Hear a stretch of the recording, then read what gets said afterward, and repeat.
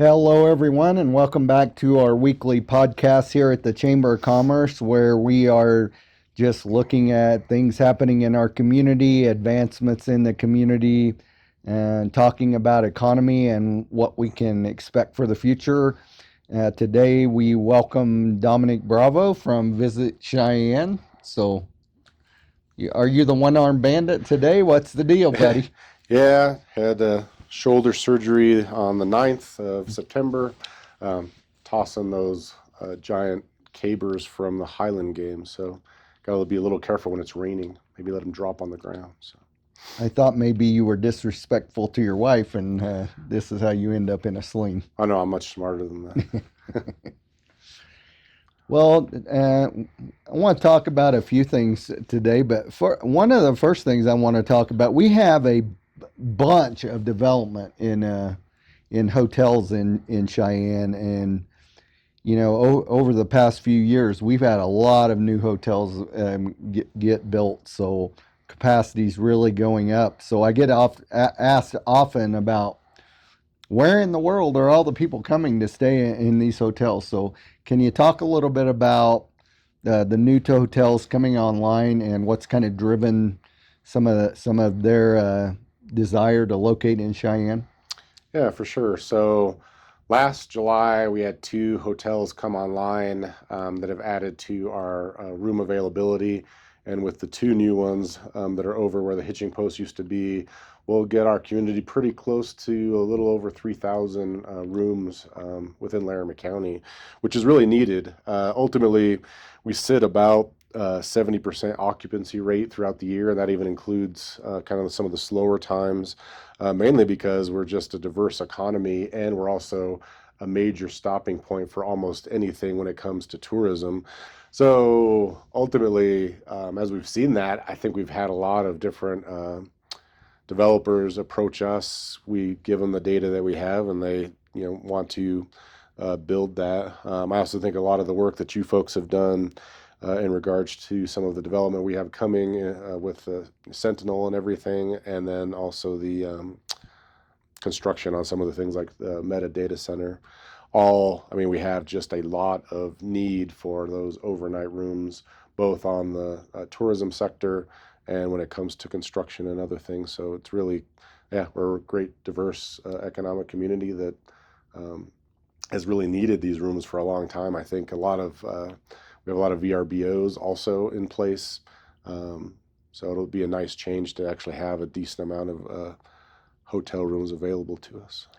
So it seems to me that when I speak to hotels and um, talk to them about what's making them successful in Cheyenne, they really have a pretty varied portfolio, right? Between some of the things you mentioned, between tourism and some of the work that Betsy's doing at Cheyenne Leads with data centers, and crypto and other things. The military certainly provided us with some opportunity. So, but do you have a way to track between, I'm here for tourism, I'm passing through to see grandma, I'm here for business. I know that gets a little tough, but I think maybe you do some work with the hotels to try to track some of that. Do you have any feeling for that about what kind of percentages or come from any of that? I get it'd be a lot more complicated because different rates, right? In the summertime, whenever tourists come and but but do you have any measurement of that or any way?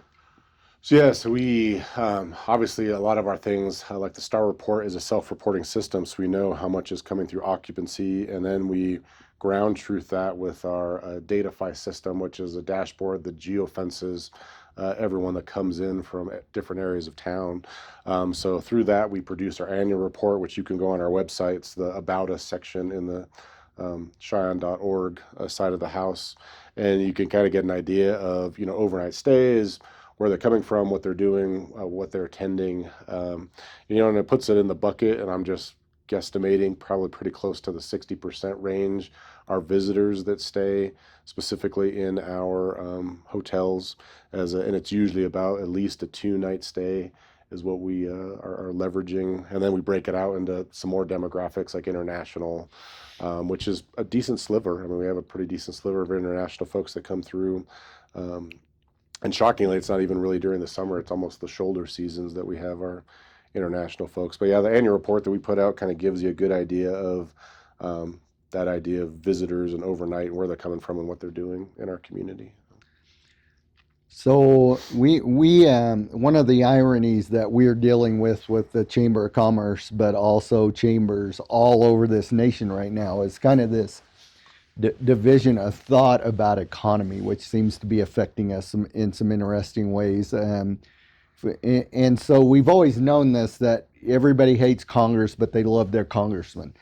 And when business and individuals have been polled nationally about how they feel about economy, they will all say, well, my community is doing pretty good, but they're very scared for the future of the nation.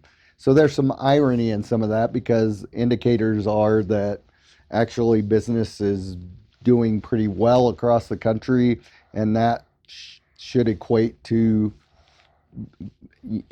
things like us spending money to go on vacation, etc. So I know we had a little softening of some of our tax numbers in the summer, but what are you hearing from not only the maybe local hotels, but I know you participate a lot with some national groups. How do you see the fabric of tourism economy over the next year or two? I think the hard part is it's all over the place. I'd love to say that I have one of those 8 balls that tell me what the future looks like, but from our previous podcast and this one, we have seen still not really growth, but we have seen stability. So our August numbers were stable. Like July had a little bit of a dip, but August stayed pretty static compared to last year. And again, that's with those 2 additional hotels that are online. So for occupancy, it showed pretty solid. Our available daily rate for folks was pretty good. Our other data showed pretty decent spend, but it comes down again to keeping our brand strong throughout the world. Has come to Visit Cheyenne as a destination, because even still, if you have limited funds, that discretionary money of travel, it comes to how you travel. It may be that it's pretty nice. We offer a discount coupon code that you can go get the app and get a buy one, get one type of thing. And that's what folks look for. But at the same time, they may choose to go to a concert and not go to a fancy dinner. So you see the spend in your destination change a little bit, but they also choose where they're going to go. And that's where we try to focus our efforts. So if you really love, Western heritage and things, we're obviously one of the top destinations for things like that. But on the flip side, if your goal is to, go to an amusement park, and that's what you've told your family we're going to do, then you're probably going to save your money and not go to Cheyenne and maybe end up going to Disneyland. And I think that's the discrepancy we'll see in the next few years, is if the economy keeps gaining some strength. My guess is discretionary funds mean you get to do your top 2 things, not just your top 1. And I think that's where the difference is. But still solid, still pretty decent, where we've kept our brand and our marketing efforts in places we know that they like to come visit us. So, as you know, I used to work with tourism in Georgia. So, one of the things that always intrigued me about Cheyenne is that in Georgia, I never had 50-mile-an-hour winds and minus 20-degree temperatures to deal with to get tourists to come to North Georgia, right? We could do outside activities about all year. But here we are in September or October, actually, and we are moving into winter, and the winters are harsh here, right? And I think added to that, for a struggle for you, is that we don't have a major ski slope sitting outside of town or anything like that. So, and yet, looking at the numbers, you guys have been pretty successful at keeping the occupancy rates of hotels and tourism pretty active during the winter. So, well, I guess simply, how do you do that? What do you do to attack as you move this time of year? What are you and your staff thinking about and attacking to keep Cheyenne as a tourist destination into the wintertime? And I really appreciate that. I think at the end of the day, during 2020, when we created our event section, we had seen this gap of events that came out of many reports and studies that had happened years before. And so we just said, let's see if we can fill the gap. And so ultimately, especially during those shoulder seasons, is we find ways that may have some outside components that you just can't get away from. But like our Old West holiday, we move people through the downtown. So you're inside a good chunk of the time. You get to spend some time on Saturdays, but you get to have an Old West holiday where you have, Cowboy Santa, and since he homesteaded here, you can see his horses and all that great stuff during that part. And then we partnered really closely with our the county, and we're doing some really great things indoors out at the Archer facility. One of the first catalysts was actually through Dale. Just because he's involved in showing livestock, we're able to do the Cheyenne Livestock Expo, which continues to have really a lot of hold on the November timeline, where hotels even contact us and say, wait, what happened? This is over. And they have great occupancy during that time. And then this last February, we actually had two back-to-back events indoors at the Archer facility. So one was a bronc futurity, which we actually brought in a whole bunch of stock contractors from around the country. They came in and showed off their young bucking broncs. And then we had up-and-coming, cowboys ride, and they sold out. Like, we have the tickets right now for sale, and that event actually sold out last year. And then we turned right around, and then the next weekend we had a jousting event. So we had a little mini medieval Renaissance festival with jousting, and again, that sold out as well. So it's just thinking kind of that outside the box. What can you do indoors? What can you do a little bit outdoors and indoors?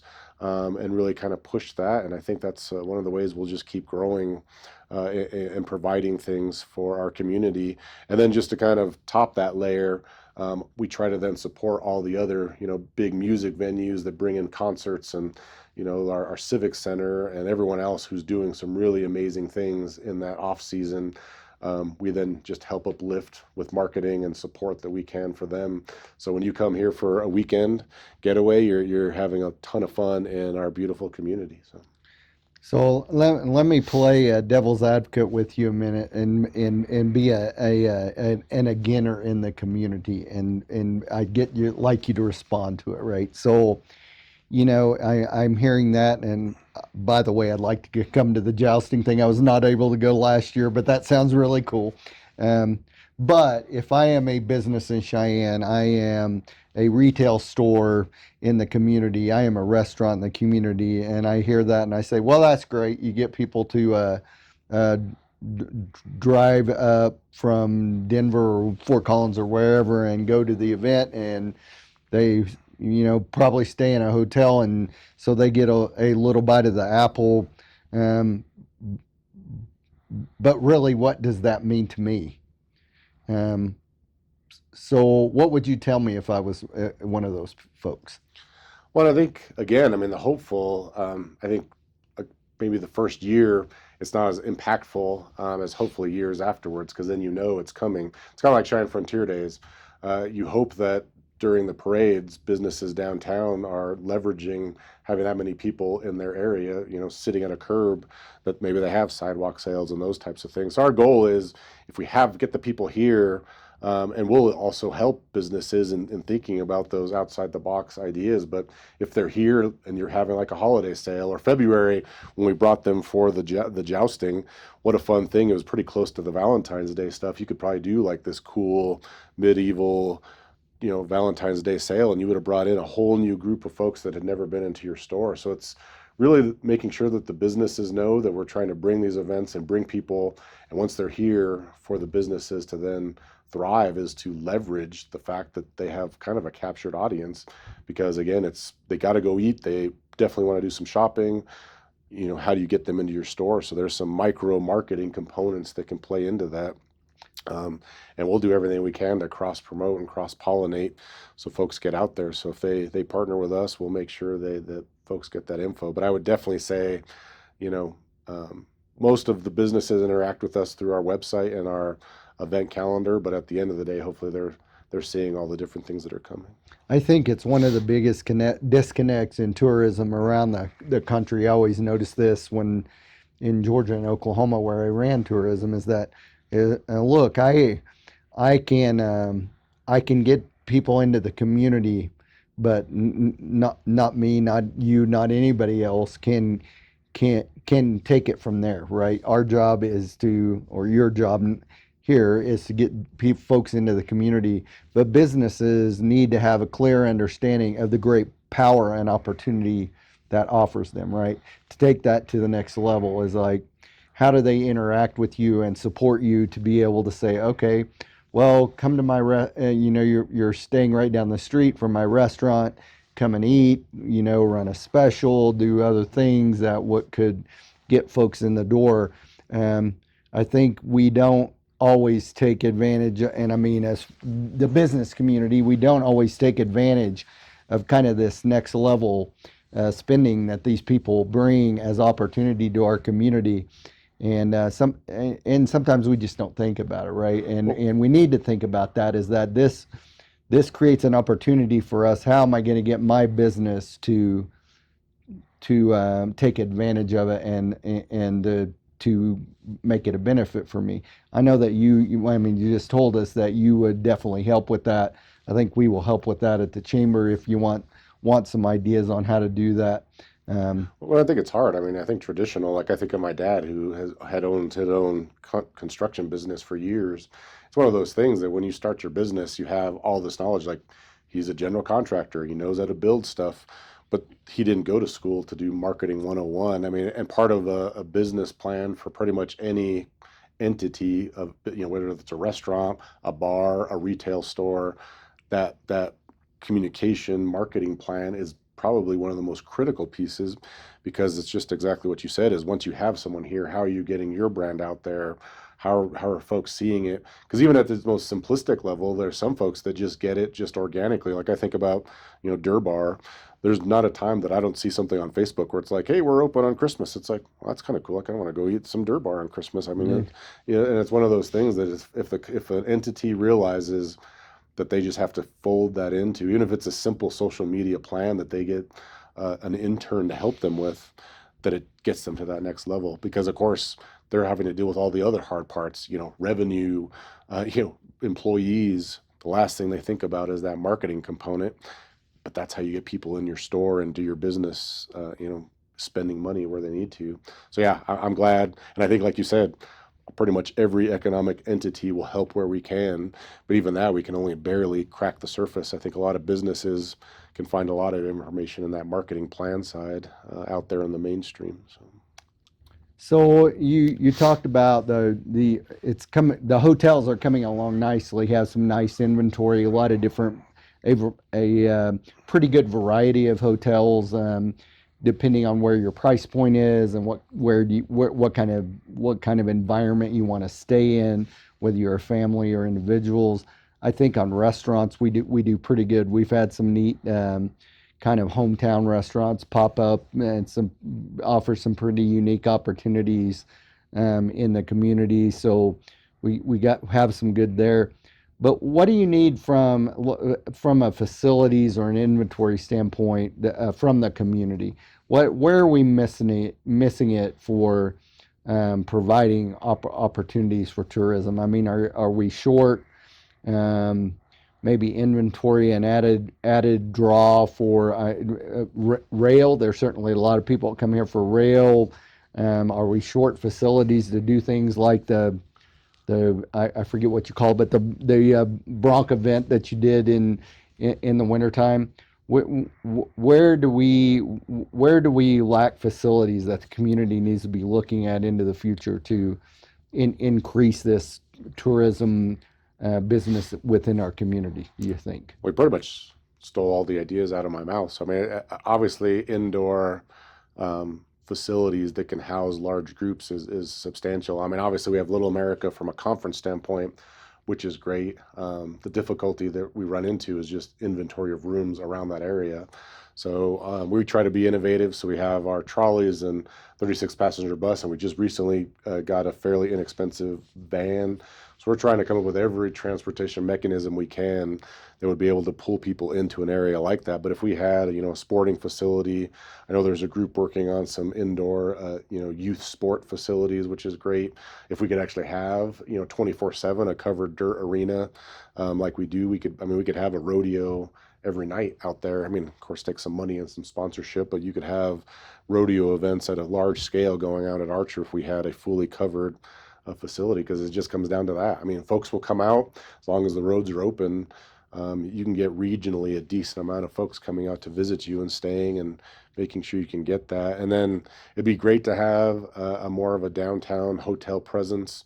We have a lot of, planners and other folks that come to us to ask if we have a hotel right in the downtown, and we just don't really have a consistent one that stays open, that's not, doesn't switch between long-term stays or short-term stays, or has Yep. conference facilities and those types of things. I think if we had something like that, and then to your point, a lot of folks are excited about passenger rail, because again, if it brings you into the heart of downtown, what a great thing to kind of kick off, where you would kick off your visit to our community. So I think that'd be fun, but it would also be nice if it had some spurs that went out to some of the areas too. We have a public forum on passenger rail next week, so everybody look that up if you're interested in the passenger rail and getting that done. So you just finished up a good summer season. You Hell on Wheel Rodeo, the second year of that. How did Hell on Wheels Rodeo go this year? I know a lot of people locally really like to go to that, and they can see local young ropers and bronc riders, etc., at Hell on Wheels Rodeo. So, how did the attendance go? Tell us about how it ended up. So it was fantastic. We just put out an update. So it basically sold out every rodeo, because we only sell for the amount of seats we have when it comes to bleachers. We're actually looking again, partnering with the county to see if we can bring in some more bleacher facilities and maybe even some elevated stand areas, if we can figure that out in the budget between the two of us. But ultimately sold out chuck wagon dinners, because that's kind of a flavor that folks don't see when you go to other rodeos. Like, you can go to the Cody that has a rodeo every night, but you can't come in and have a chuck wagon dinner and then go right into a rodeo. So kind of a cool experience you can have with that. If I can remember right, I think we had another like 10 countries and almost all 50 states. I think we're missing like one state that we still didn't get this year. So we're like 49 states that we've got to come out to see us. But it's really great. So we're in our fifth year. Thank you to all the businesses that help us there. There's so many sponsors, including the chamber, that actually get us to where we are. Visit Cheyenne only had to put in about $5,000 to $6,000 on top of obviously salaries for staff and everything to pull off the rodeo. So we're still not making revenue, but the economic impact is substantial. I think Jim in my office put out I'm pretty sure it's pretty close to the $1 million, which may not sound like a lot, but ultimately, for us, for what we're doing for a Friday night rodeo, it's pretty substantial, and it's far reaching, because we're pretty conservative with our numbers. We don't want to just put out, we made $3 billion. We try to be really conservative with our number and say what it is, but it's pretty substantial. So The economy kind of works when everybody gets their job done, right? And I mean, there's certain things that impact us more than others, right? I mean, in Cheyenne, the military certainly big impact, government's a big impact, tourism is a big impact. Some of this last work that we're getting done with some of the data centers and stuff, that can have a pretty significant impact, but it only kind of works when they're all being successful, and when one of us is not feeling success, that really tells on the economy of the community. That's for sure. So we appreciate all the hard work that you and your staff do at Visit Cheyenne. And just in closing, what would you like to tell everybody about Visit Cheyenne? What don't they know about what you guys do that is important, that you would say, hey, we do that? Well, it's kind of funny you mentioned that. I was just talking to Jenna, one of my staff, and I think we're one of the cogs in the economic engine that drives our community. I mean, we're all part of this team that work in different sectors of our community, but are all, again, pulling in the same direction to, make our community successful and vibrant. And like you said, when all of us work together, and again, same to you, Dale. Thank you to your, amazing staff and all the things you folks do in making our businesses be as successful as they are, or helping them be as successful as they are. That, yeah, we are just this great community that's an economic force to be reckoned with. And I think that's where Visit Cheyenne comes in. I mentioned it before. It all starts with the visit, and that's where that DMO kind of mantra comes from. Is we're out there either creating things that folks will come to see, or making sure our brand is out in the ether across the world. So when people think about where do I want to go visit, Cheyenne and Laramie County are top of mind for them. And that's kind of our big push, because if we get someone here for that first visit, more likely than not, they want to come back. They want to maybe create a business. They want to live here. They want to, help be a part of our success. And I think that's the piece that we play, is that first visit, which kind of leads into that circle of economic development with our great partners at, the Chamber and Betsy at the EDC and all that type of stuff. So I hope someday, pretty quick, as you know, Betsy's been a little under the weather, but I hope at a date soon that we are able to do one of these podcasts and have her here and talk about this interaction between kind of the different segments of the economy and how we are all kind of working in our little corner for this common good of Cheyenne and driving the community and the economy forward. And I think it's important for people to realize that we are not a big enough place that anybody can not do their job. We all have to do our job and make businesses successful in all these little corners to provide a good community. So we'll definitely have that discussion as we come up. Be a little nicer to your wife, brother. Maybe next time. I don't want to see you with two arms in a sling. That might be a little rough. So we'll try to tell her to be nice to you, but be a little more respectful when you're around her. And, I will do my best. And maybe we can get you healed up. Thanks for joining us, everybody. Good conversation. Always reach out to us if you have questions. I know that Domenic be happy to answer questions if you're interested about anything that you heard today too. Have a good week, everyone. Take care.